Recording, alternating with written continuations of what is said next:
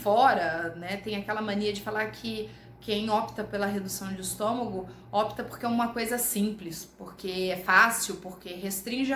Você não pode comer, acabou, você não come, você emagrece. Não é assim. Não é assim. Não é algo muito simples de se fazer. Ou melhor, não é fácil. É simples se você seguir toda a trajetória corretamente. Mas não é fácil, não é assim. Quem fala isso é porque nunca passou pela dor de ser obeso e nem pela dor da cirurgia propriamente dita.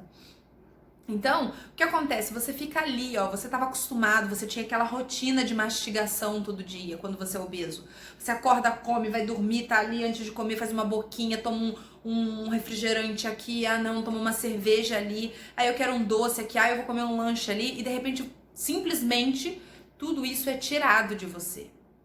E você começa, no começo, a evitar ali naqueles primeiros dias os lugares onde as pessoas estão comendo. Mas se você não mora sozinho, você mora com outras pessoas em casa, você vai começar a sentir o cheiro da comida.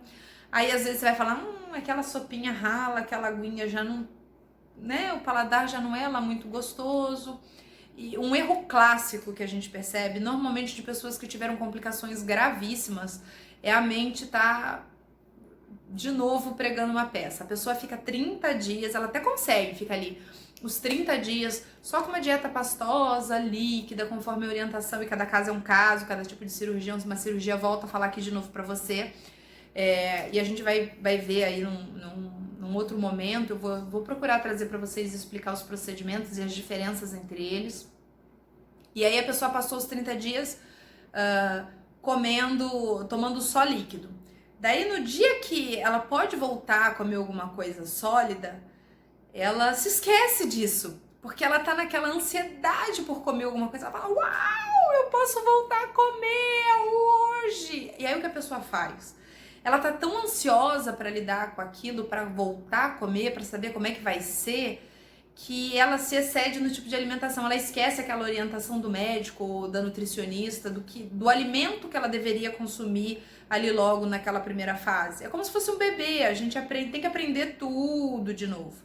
O bebezinho, ele começa ali tomando colostro, leite materno, depois ele vai entrar ali talvez para uma fórmula, depois ele vai agregar um pouquinho mais uma frutinha, depois vai começar uma comidinha amassadinha ali, uma papinha bem amassadinha, bem ralinha, depois ele vai ganhando um pouquinho mais de textura, e assim, é como se a gente estivesse ganhando o nosso aparelho digestivo todo de presente. Mas lembra, o aparelho digestivo ele foi alterado, a mente ela não foi alterada, e você precisa ter a sua atenção voltada para isso. Por quê? Porque você não tratou a sua mente. Daí você ficou 30 dias ali, só naquela fase do bebezinho, na fase do leite, na fase do colostro, lidando apenas com alimentos líquidos, e o médico te libera para voltar gradativamente à dieta mais sólida.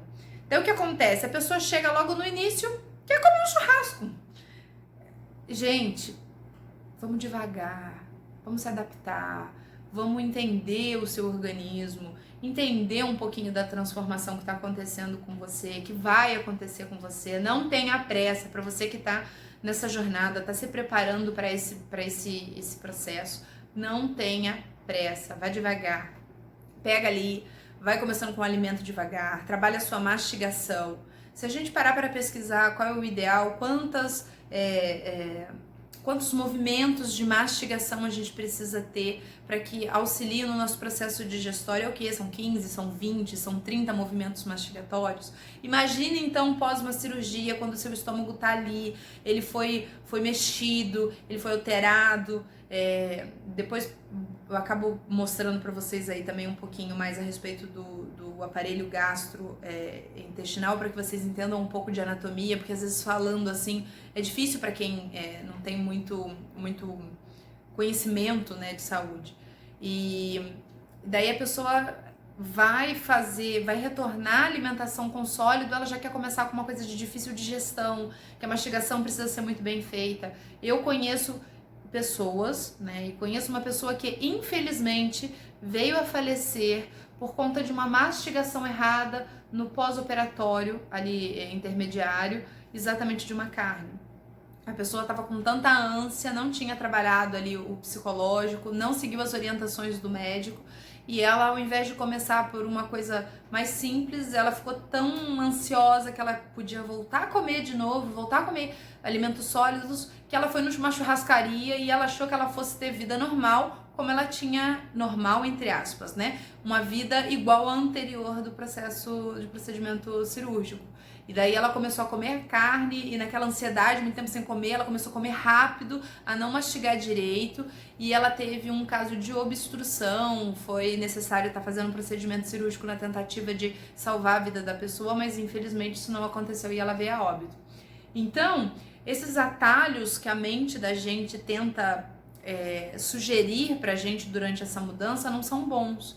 É claro que nem todo atalho que você pegue, você vai te levar ao óbito, vai fazer com que a pessoa morra por isso, mas pode te trazer consequências gravíssimas, né? Então, é importante que a gente trabalhe isso, faça o acompanhamento de acordo, tenha uma pessoa ali sempre para ser o seu ponto de certeza, que você não se sinta ofendido quando essa pessoa chegar em você e falar: fulana, tá se excedendo. Ninguém gosta de ser repreendido, chamado a atenção, corrigido, criticado. É verdade, ninguém gosta. Mas se for necessário, se for pro teu crescimento e para garantir que você vai seguir todas as etapas ali, uma a uma, vamos lá. Faça isso, tá? Por quê? Porque você vai garantir o sucesso. Você vai garantir o sucesso do teu emagrecimento a longo prazo. Não fique magoado quando uma pessoa que te ama e está acompanhando o seu processo de emagrecimento por redução de estômago, ela chegar em você e fale: fulano, agora você não pode comer isso. Uma coisa que aconteceu comigo particularmente, os primeiros 30 dias da minha recuperação da redução de estômago foram muito difíceis. Eu já contei isso num outro momento pra vocês, porque foi o momento que eu perdi o meu pai. Meu pai ficou internado na UTI e eu acabei perdendo meu pai e eu acabei tendo que entrar no centro cirúrgico, eu não podia ficar tomando antibiótico por muito tempo. Foi um pouco complicado, mas graças a Deus deu tudo certo. E durante esse período, como meu pai estava internado num outro lugar e eu precisava ficar viajando, eu não tinha como ficar fazendo sopinha, rala, mesmo que eu não tava dirigindo, né, mas pra estar tomando. Então, assim, eu nunca gostei muito desses repositores. Hoje eu até tolero, porque o meu paladar mudou, mas logo de imediato ali a cirurgia, eu não conseguia ficar tomando esses repositores hídricos, então Gatorade, esses outros, né, nome comercial, mas que tem aí. Então, uma coisa que o meu médico e o meu nutricionista na época, eles me incentivavam muito a usar e a tomar nas pequenas porções e que me ajudava, me facilitava muito, porque era um pouco mais fácil de encontrar, era água de coco. Então, a água de coco pra mim, e ela hoje, eu brinco até e falo que a água de coco pra mim hoje tem um efeito psicológico muito bom. Sabe por quê? Porque durante quase 30 dias eu sobrevivi à base de água de coco. E eu já gostava da água de coco por ter morado, nascida e sido criada em uma cidade litorânea. A gente acaba tendo um pouco mais o hábito de tomar água de coco, né? E durante quase 30 dias, por esse momento difícil que eu passei na minha vida, eu acabei tendo que tomar muita água de coco. Então, aqueles 20 ml que eu tinha que tomar ali periodicamente, eu tomava de água de coco. Uma porque eu tava me sentindo debilitada, fraca, perdendo muito peso, muito preocupada, muito angustiada, preocupada com a saúde do meu pai e sem tempo muito de preparar outras coisas e ainda durante quase 15 dias, eu não me recordo agora se foi com 15 dias que eu tirei o dreno, porque eu fiquei com um dreno durante um período, como eu disse, a minha cirurgia foi aberta, não foi por vídeo, e ainda fiquei com a gastrostomia aí por 30 dias praticamente. Eu precisava de alguma coisa prática, não dava pra eu ir pro fogão pra fazer comida. A minha mãe, preocupada, correndo com a internação do meu pai, ela acabava que passava o dia lá na frente da UTI, aguardando notícia dos médicos. Então, a água de coco para mim foi fundamental. Ela me forneceu os nutrientes que eu precisava para esse período. Claro que não foi só isso, né? Mas assim, basicamente foi a minha base. Ela me fornecia os nutrientes que eu precisava, tinha um efeito revigorante quando eu tomava ela gelada, maravilhoso. E eu aprendi a usar ela meio que como um símbolo para mim, né? Ainda hoje, quando às vezes não é nem pelo emagrecimento, tá? Mas ainda hoje, quando eu me sinto indisposta gastricamente, quando eu como alguma coisa que não caiu bem, ou eu me excedo, e vocês vão perceber que conforme a pessoa faz a redução de estômago, algumas coisas mudam o paladar, a gente às vezes fica mais sensível a alguns tipos de comida do que outros. Eu, quando tem alguma coisa que não, eu vejo assim que saiu um pouquinho, eu falo, opa, eu lembro na água de coco e eu paro para pensar e falo, bom, a água de coco pode ser o meu refúgio. Então eu busco na minha memória, a minha mente ainda com pensamentos de gordo, ela fala para mim, Vanessa, você não tá legal, seu estômago não tá legal hoje, volta no começo. E aí o que eu faço? Eu faço a ingestão e o uso da água de coco por um período maior. Me ajuda a trazer o equilíbrio, o meu organismo entra de novo em homeostase, a minha mente entra de novo em homeostase, eu falo, nossa, eu agora tô bem. E aí eu sigo a minha rotina. Então são coisas pequenas que demonstram o poder da nossa mente, o poder da nossa decisão, tá? E a necessidade da vigilância contínua e constante da nossa mente sobre o nosso corpo, tá? Fica aí a